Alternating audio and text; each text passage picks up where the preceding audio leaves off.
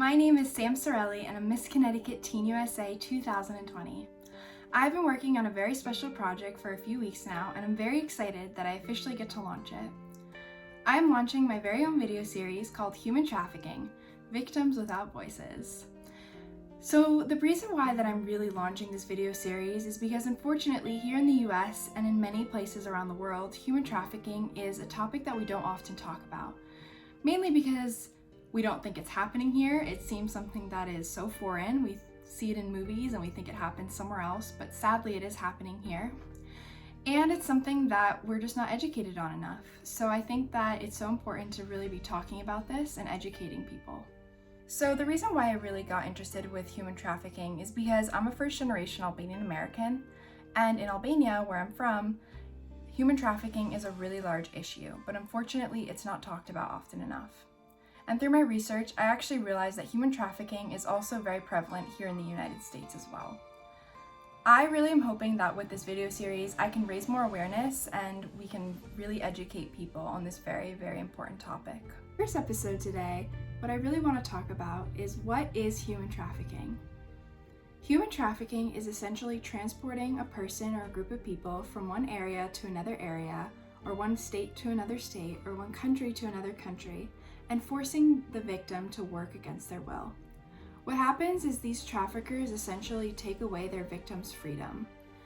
And it's important to remember that over 24.9 million people across the globe are being affected by this. So that's a lot of people whose freedom is being taken away from. So there's two types of human trafficking. There's labor trafficking and there's sex trafficking.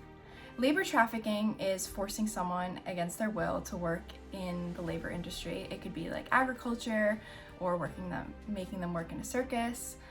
But this is really, really unsafe because a lot of times they're very unsafe working conditions and these people are really working against their will. And then sex trafficking is forcing someone to do some sort of sex work. And this includes brothels, prostitution, escort services, and much more. So the next thing I want to talk about is what types of people are at risk for being trafficked. It's important to remember that anyone can be trafficked, but there are definitely certain demographics that are more at risk than others. And this includes undocumented immigrants, people living in poverty, people living in unstable living situations, people living with caregivers who have substance abuse issues, anyone who is addicted to alcohol or drugs, people who have a history of domestic violence or sexual abuse, and people who are running away from either the juvenile system or the foster care system. So how do these traffickers learn their victims? Well, they do this in a variety of different ways, and every situation is definitely very unique. But some of the ways they do it is by entering a romantic relationship with the victims. They'll shower them with gifts and promise them the world and giving them all this amazing stuff, when in reality they want something in return for all the gifts that they're giving. Another situation is promising the victims a really great job opportunity or some incredible once-in-a-lifetime opportunity that the victim can't resist.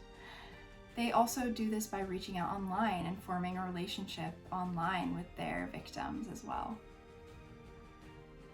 Thank you so much for listening today, and I really do hope you learned a lot.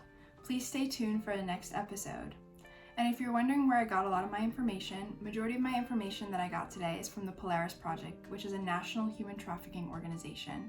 And one of my episodes, I'm definitely going to be talking about the work they do, as well as the other national human trafficking organizations. But thank you so much for listening, and please follow the Instagram, Victims Without Voices.